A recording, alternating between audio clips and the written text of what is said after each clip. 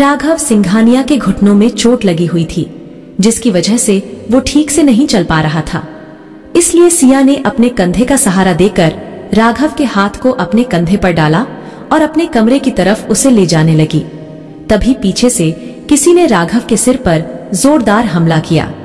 सिर पर हुए हमले की वजह से राघव ने पीछे मुड़कर देखा तो उसके पीछे 4-5 आदमी खड़े थे, जिन्होंने अपने मुंह पर नकाब पहना हुआ था, जिसकी वजह से राघव और सिया उन सभी का चेहरा नहीं देख पा रहे थे। राघव के गिरते ही उन गुंडों ने सिया का हाथ पकड़ा और उसे वहां से घसीटते हुए बाहर ले जाने लगे। सिया ने अपने आप कौन गुंडों से छुड़ाते हुए राघव की तरफ हाथ बढ़ाते हुए कहा, राघव बचाओ मुझे, प्लीज राघव बचाओ मुझे। राघव सिया को बचाना चाहता था, लेकिन सिर पर लगी चोट के कारण वो खड़ा नहीं हो पा रहा था। जमीन पर गिरे हुए राघव को साफ दिख रहा था कि वो सभी आदमी सिया को घसीटते हुए अपने साथ लेकर जा रहे थे, लेकिन सर पर लगी चोट की वजह से राघव सिया को बचा नहीं पा रहा था। काफी देर बाद जब राघव की आंख खुली तो राघव अचानक से बिस्तर से उठा और चिल्लाते हुए बोला, सिया, सिया कहाँ हो तुम? तभी राघव ने देखा कि उसके सामने इस वक्त नंदिनी बैठी हुई है।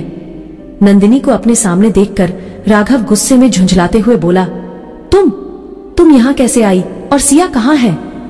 नंदिनी राघव की बातों का कोई जवाब देती उससे पहले ही उस कमरे में नर्स के कपड़े पहने हुए एक औरत आई और राघव की तरफ देखकर मुस्कुराते हुए बोली, हेलो सर, अब कैसा फील कर रहे हैं आप? नर्स को अपने कमरे में देखकर राघव ने चौंकते हुए नंदिनी से पूछा, मैं हॉस्पिटल में कैसे आया? सिया कहाँ है और तुम मेरे पास कैसे आई? नंदिनी, जो राघव के बेड से थोड़ा दूर एक काउच पर बैठी थी, राघव को परेशान होते देख उसके पास आई और उसके सिर पर लगी चोट को सहलाते हुए बोली, राघव तुम टेंशन मत लो और रेस्ट करो। अभी तुम्हें बहुत चोट लगी है, इसलिए डॉक्टर ने आराम करने को बोला है। नंदिनी ने राघव के सवाल को टाल दिया और उसे रेस्ट करने को बोला तो राघव का गुस्सा बेकाबू हो गया और उसने नंदिनी का हाथ अपने सिर से हटाते हुए गुस्से में बोला, मैंने पूछा सिया कहाँ है नंदिनी? उसे तो कुछ गुंडे उठाकर। इतना कहते हुए राघव अचानक रुक गया और कुछ सोचते हुए नंदिनी की तरफ घूरते हुए बोला, ये सब तुमने किया है ना नंदिनी? तुमने फिर से अपने गुंडों को भेजकर सिया को किडनैप करवा लिया। मैं तुम्हें बता देता हूँ नंदिनी, अगर सिया को कुछ भी हुआ तो मैं भूल जाऊंगा कि तुम मेरी सबसे अच्छी दोस्त हो। राघव की बात सुनकर नंदिनी ने जवाब देते हुए कहा, नहीं राघव, मैंने सिया को किडनैप नहीं करवाया, बल्कि मैं तो जब वहां तुम्हें लेने पहुंची तो तुम सिया के घर में बेहोश पड़े थे और वहां कोई नहीं था। तुम्हारे सिर पर बहुत चोट लगी थी और खून भी बह रहा था, इसलिए मैं तुम्हें यहाँ हॉस्पिटल में लेकर आ गई। नंदिनी की बात सुनकर राघव ने चौंकते हुए बोला, क्या? सिया के घर में कोई नहीं था? रॉकी भी नहीं? रॉकी का नाम सुनते ही नंदिनी ने राघव से पूछा, रॉकी? अब ये रॉकी कौन है? तभी राघव ने झुंझलाकर कहा, देखो नंदिनी, मेरे सब्र का इम्तिहान मत लो और बताओ कि सिया कहाँ है। मैं तुम्हें आखिरी बार कह रहा हूं, बता दो सिया कहाँ है, वरना तुम बहुत पछताओगे। नंदिनी ने सफाई देते हुए राघव से कहा, देखो राघव, मैं सच कह रही हूं, मैंने किसी को नहीं भेजा सिया को किडनैप करने के लिए। हाँ, थोड़ी देर पहले जो गुंडे गए थे उन्हें जरूर मैंने भेजा था, वो भी सिर्फ इसलिए ताकि वो लोग सिया को किडनैप करके ला सके और मैं उससे सारी सच्चाई उगलवा सकूं। नंदिनी की बात सुनकर राघव ने आश्चर्य से पूछा, कौन सी सच्चाई, और तुम सिया के पीछे क्यों पड़ी हो? उस बेचारी ने तुम्हारा क्या बिगाड़ा है? देखो नंदिनी, अगर तुमने सिया को कुछ भी किया ना तो तुम भूल जाना कि राघव कभी तुम्हारा सबसे खास दोस्त है। नंदिनी ने राघव से कहा, बस करो राघव, बार बार मुझ पर इल्जाम लगाना बंद करो। मानती हूँ मैं सिया को किडनैप करवाना चाहती थी, लेकिन वो सिर्फ इसलिए ताकि मैं तुम्हें उससे बचा सकूं।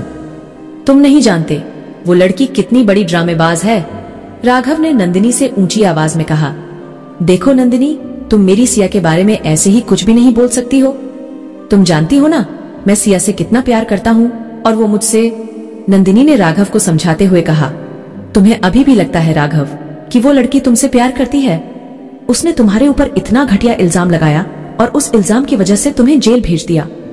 तुम्हें इतनी सारी मुसीबतों का सामना करना पड़ा और उसी की वजह से तुम इतने बड़े गैंगस्टर बन गए, लेकिन उसके बाद भी तुम्हें लगता है सिया तुमसे प्यार करती है? नंदिनी की बात सुनकर राघव को गुस्सा आ गया और उसने गुस्से में जोर से चिल्लाते हुए कहा, मुझे पता है तुमने ही सिया को गायब करवाया होगा, लेकिन तुम कुछ नहीं बताओगी। ठीक है, मैं खुद जाकर सिया को ढूंढ लूंगा।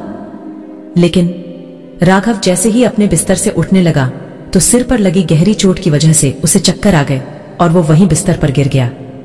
नंदिनी ने राघव के दोनों पैरों को उठाते हुए बिस्तर पर रखा और उसे ब्लैंकेट उड़ाते हुए बोली, मुझे पता है राघव, तुम सिया के बारे में कुछ नहीं सुनना चाहते, लेकिन मैं जानती हूं राघव, तुम जितना प्यार उस सिया से करते हो ना, वो तुमसे उतना प्यार नहीं करती।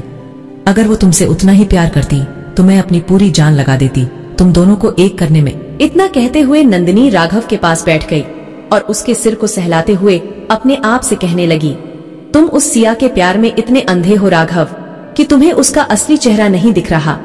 लेकिन मुझे पता है वो लड़की कुछ तो ऐसा छुपा रही है जो शायद कोई नहीं देख पा रहा। जरूर तुम्हें जेल भेजने के पीछे उसका कोई ना कोई मकसद था, लेकिन क्या ये मुझे समझ नहीं आ रहा।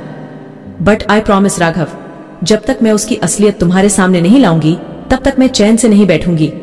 वो सिया कोई लड़की नहीं, डेविल है, डेविल। इतना कहते हुए नंदिनी ने अपने फोन से किसी के पास कॉल किया और बोला, पता करो कि वो लड़की कहाँ गायब हो गई और उसके चाचा चाची कहाँ भाग गए। क्या नंदिनी जो सिया के बारे में बोल रही थी वो सब सच था या नंदिनी का कोई वहम? आखिर कहाँ थी सिया और कौन थे वो आदमी जो सिया का अपहरण करके ले गए? जानने के लिए सुनते रहिए सीक्रेट ऑफ डेविल।